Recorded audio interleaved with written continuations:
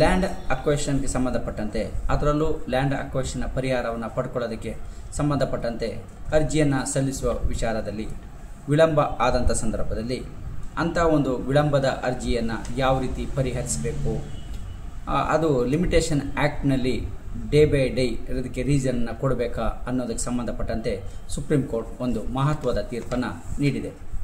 ಈ ಒಂದು ಪ್ರಕರಣದ ಪೂರ್ತಿ ಅಂಶವನ್ನು ನೋಡೋದಕ್ಕಿಂತ ಮೊದಲು ನೀವಿನ್ನೂ ನಮ್ಮ ಚಾನಲ್ಗೆ ಸಬ್ಸ್ಕ್ರೈಬ್ ಆಗಿಲ್ಲ ಅಂದರೆ ಸಬ್ಸ್ಕ್ರೈಬ್ ಆಗಿ, ಹಾಗೆ ಬೆಲ್ ಬಟನ್ ಪ್ರೆಸ್ ಮಾಡಿ. ಕಾನೂನಿನ ಅರಿವಿನ ಎಲ್ಲ ವಿಡಿಯೋಗಳು ನಿಮಗೆ ಮೊದಲು ತಲುಪುತ್ತೆ. ಯಾವುದೇ ಒಂದು ಲ್ಯಾಂಡ್ ಅಕ್ವಿಷನ್ಗೆ ಸಂಬಂಧಪಟ್ಟಂತೆ ಪರಿಹಾರವನ್ನು ಪಡ್ಕೋಬೇಕಾದ್ರೆ ಮೊದಲು ಆ ಒಂದು ನಿಗದಿತ ಪರಿಹಾರವನ್ನು ಕೊಡ್ತಾರೆ. ಆನಂತರದಲ್ಲಿ ಅದು ಸಾಲಿಲ್ಲ ಅಂದರೆ ಅದರ ಒಂದು ತಕರಾರು ಅರ್ಜಿಯನ್ನು ಅಂದರೆ ಮೇಲ್ಮನವಿಯನ್ನು ಸಲ್ಲಿಸಬೇಕಾಗತ್ತೆ. ಸೊ ಮೇಲ್ಮನವಿಯನ್ನು ಒಂದು ಕಾಲಮಿತಿ ಒಳಗಡೆ ಸಲ್ಲಿಸಿ ಅದರ ಪರಿಹಾರವನ್ನು ಪಡ್ಕೋಬೇಕಾಗಿರುತ್ತೆ. ಒಂದು ವೇಳೆ ವಿಳಂಬವಾಗಿದ್ದರೆ ಅಥವಾ ತುಂಬ ವಿಳಂಬ ಆಗಿದ್ದರೆ ಆ ವಿಳಂಬಕ್ಕೆ ಸಂಬಂಧಪಟ್ಟಂತೆ ಕಾರಣವನ್ನು ಕೊಡಬೇಕಾಗಿರುತ್ತೆ. ಸೊ ಯಾವುದೇ ಒಂದು ಪ್ರಕರಣದಲ್ಲಿ ಆಗಲಿ ಯಾವುದೇ ಒಂದು ವಿಳಂಬವಾಗಿ ಅರ್ಜಿಯನ್ನು ಸಲ್ಲಿಸಿದರೆ ಡೇ ಬೈ ಡೇ ಪ್ರತಿ ದಿನಕ್ಕೂ ಕೂಡ ಯಾಕೆ ವಿಳಂಬ ಆಯಿತು ಅನ್ನೋದಕ್ಕೆ ಕಾರಣವನ್ನು ಸೂಕ್ತವಾಗಿ ಕೊಡಬೇಕಾಗಿರುತ್ತೆ. ಸೊ ಆ ರೀತಿಯಲ್ಲಿ ಕಾರಣವನ್ನು ಕೊಡದೇ ಇದ್ದರೆ ಆ ಕಾಲ ವಿಳಂಬ ಏನಾಗಿರುತ್ತೆ ಲಿಮಿಟೇಷನ್ ಅದನ್ನು ಸೆಟಸೈಡನ್ನು ಮಾಡಲಿಕ್ಕೆ ಬರೋದಿಲ್ಲ, ಕಂಡೋನ್ ಡಿಲೇ ಮಾಡಲಿಕ್ಕೆ ಬರೋದಿಲ್ಲ. ಸೊ ಅಂಥ ಸಂದರ್ಭದಲ್ಲಿ ಅಂಥ ಅರ್ಜಿ ಕೂಡ ವಜಾ ಆಗುತ್ತೆ. ಸೊ ಹಾಗಾಗಿ ಈ ಒಂದು ಪ್ರಕರಣದಲ್ಲೂ ಕೂಡ ಅದೇ ರೀತಿ ಆಗಿರುತ್ತೆ. ಲ್ಯಾಂಡ್ ಅಕ್ವೇಷನ್ ಆಗಿರುತ್ತೆ, ಅದರ ಹೆಚ್ಚಿನ ಒಂದು ಪರಿಹಾರವನ್ನು ಕೋರಿ ಮೇಲ್ಮನವಿಯನ್ನು ಅಂದರೆ ದಾವೆಯನ್ನು ಸಲ್ಲಿಸೋದು ತುಂಬ ವಿಳಂಬ ಆಗಿರುತ್ತೆ. ಸೊ ಆ ಒಂದು ವಿಳಂಬದ ಕಾರಣಕ್ಕಾಗಿ ಅರ್ಜಿಯನ್ನು ವಜಾಗೊಳಿಸಲಿಕ್ಕಾಗತ್ತೆ. ಸೊ ಹಾಗಾಗಿ ಈ ಒಂದು ಪ್ರಕರಣ ಸುಪ್ರೀಂ ಕೋರ್ಟ್ನ ಮೆಟ್ಟಲನ್ನು ಏರಿರುತ್ತೆ. ಸೊ ಇದರಲ್ಲಿ ಸುಪ್ರೀಂ ಕೋರ್ಟ್ ಒಂದು ಮಹತ್ವದ ಅಂಶವನ್ನು ಹೇಳಿದೆ. ಅಂದರೆ ಈ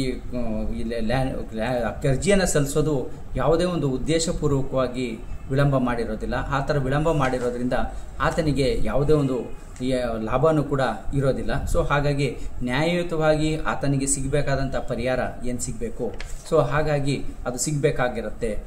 ಕಾಲ ವಿಳಂಬ ಆಗಿದೆ ಅನ್ನೋದಕ್ಕೋಸ್ಕರ ಅಂದರೆ ಲೇಟ್ ಮಾಡಿ ಅರ್ಜಿಯನ್ನು ಸಲ್ಲಿಸಿದ್ದಾರೆ ಅನ್ನೋದಕ್ಕೋಸ್ಕರ ಒಂದೇ ಕಾರಣಕ್ಕಾಗಿ ಆತನಿಗೆ ನ್ಯಾಯಯುತವಾಗಿ ಸಿಗಬೇಕಾದಂಥ ಪರಿಹಾರನ ತಪ್ಪಿಸಲಿಕ್ಕೆ ಬರೋದಿಲ್ಲ. ಸೊ ಹಾಗಾಗಿ ಇಂಥ ಒಂದು ಪ್ರಕರಣದಲ್ಲಿ ಒಂದು ಸ್ವಲ್ಪ ಲಿಬರ್ಟಿಯಾಗಿ ವರ್ತಿಸಬೇಕಾಗಿರುತ್ತೆ. ಅಂಥ ಒಂದು ಅರ್ಜಿಯನ್ನು ಪರಿಗಣಿಸಬೇಕಾಗಿರುತ್ತೆ. ಬೇರೆ ಒಂದು ಅರ್ಜಿಗಳನ್ನು ಸಲ್ಲಿಸಿದಾಗ ಡೇ ಟು ಡೇ ಅಂದರೆ ಎಷ್ಟು ದಿನಗಳ ಕಾಲ ವಿಳಂಬ ಆಗಿರುತ್ತೆ ಅಷ್ಟು ದಿನಗಳಿಗೂ ಕೂಡ ಪ್ರತಿ ದಿನಕ್ಕೂ ಕೂಡ ಕಾರಣವನ್ನು ನೀಡಬೇಕಾಗಿರುತ್ತೆ. ಸೊ ಆದರೆ ಇಲ್ಲಿ ಇಂಥ ಒಂದು ಸಂದರ್ಭದಲ್ಲಿ ಒಂದು ಅಷ್ಟು ಒಂದು ಕಟುವಾಗಿ ವರ್ತಿಸುವ ಅಗತ್ಯವಿಲ್ಲ.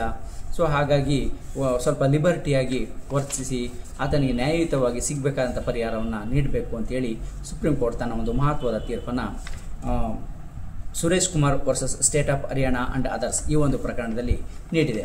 ಈ ಪ್ರಕರಣದ ಪೂರ್ತಿ ಅಂಶವನ್ನು ನೋಡೋದಕ್ಕೆ ಡಿಸ್ಕ್ರಿಪ್ಷನ್ ಬಾಕ್ಸಲ್ಲಿ ಕೊಟ್ಟಿರುವ ಲಿಂಕ್ ಮೇಲೆ ಕ್ಲಿಕ್ ಮಾಡಿ ನೋಡ್ಬೋದಾಗಿರುತ್ತೆ.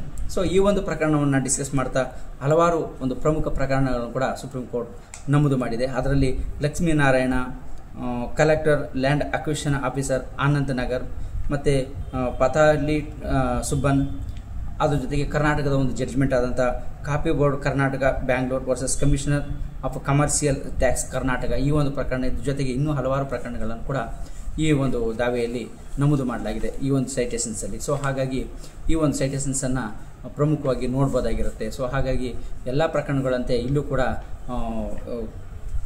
ಕಾಲ ವಿಳಂಬವನ್ನು ಸ್ಟ್ರಿಕ್ಟಾಗಿ ಫಾಲೋ ಮಾಡುವಂಥ ಅವಶ್ಯಕತೆ ಇಲ್ಲ.